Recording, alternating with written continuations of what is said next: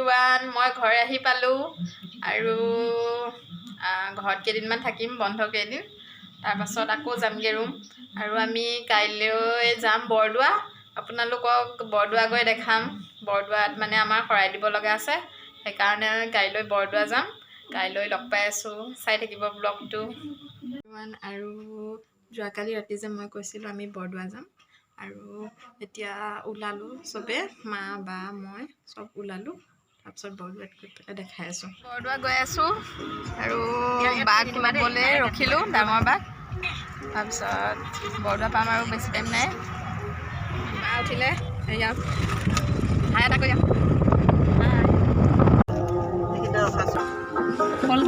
আমি বৰদোৱা আহি পালোঁ।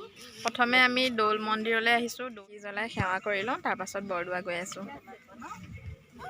সৰু সৰু শহাপহু ন?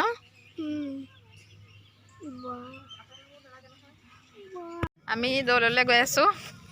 এয়া মা তাত সেৱা কৰি লওঁ। ইমান ধুনীয়া ঠাণ্ডা ঠাণ্ডা পৰিৱেশটো। চাকি জ্বলামগৈ আমি। প্ৰথমে ভৰি চৰি ধুই লওঁ ধুনীয়াকৈ, তাৰপিছত গৈ আছোঁ। এইয়া ফুলখিনি ইমান ধুনীয়াকৈ ফুল লাগি আছে, পিংক কালাৰ। চাওকচোন।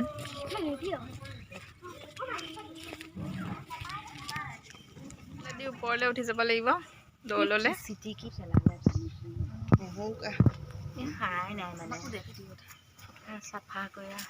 আমি দৌললৈ গৈ আছোঁ, ওপৰলৈ উঠি।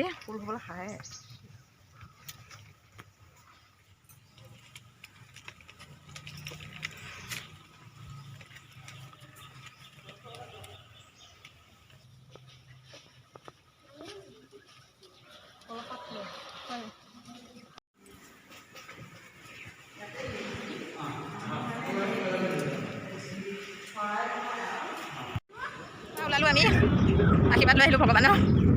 চব ভালে থাকক, কথা থাকক। আপোনালোকৰ হৈও আশীৰ্বাদ লৈছোঁ, আপোনালোকেও যাতে ভালে কুশলে থাকে। এই ফুলখিনি চাওকচোন, ইমান ধুনীয়া পিংক কালাৰ, পিংক কালাৰ গছ কেইজোপা। ইমান ধুনীয়া ফুল কেইজোপা, গছ কেইজোপা লগাই থৈছে। নামটো কি নাজানো, বহুত ধুনীয়া হয়। আমি বৰদোৱা আহি পাই গ'লোঁ।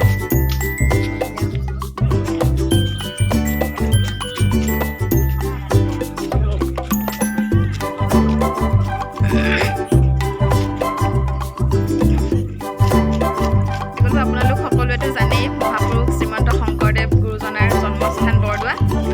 আহি পাই গ'লোঁ আৰু আমাৰ শৰাই দিয়া কাম আছে। তাৰপৰা গৈ আছোঁ মেইন নামঘৰলৈ। নামঘৰত গৈ পেলাই শৰাই দিব।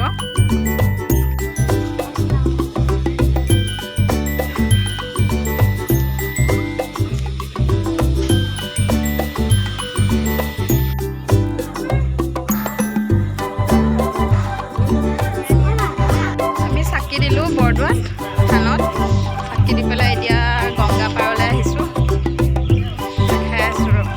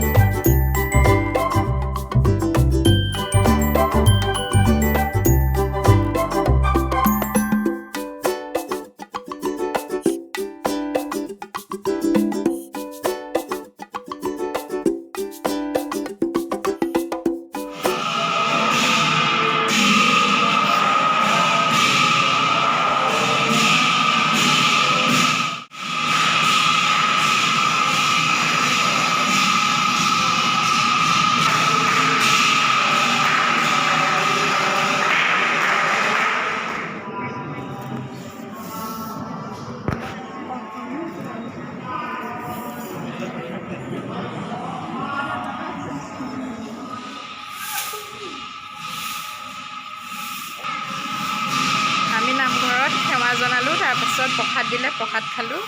এতিয়া ঘৰ যাম আৰু লাহে লাহে।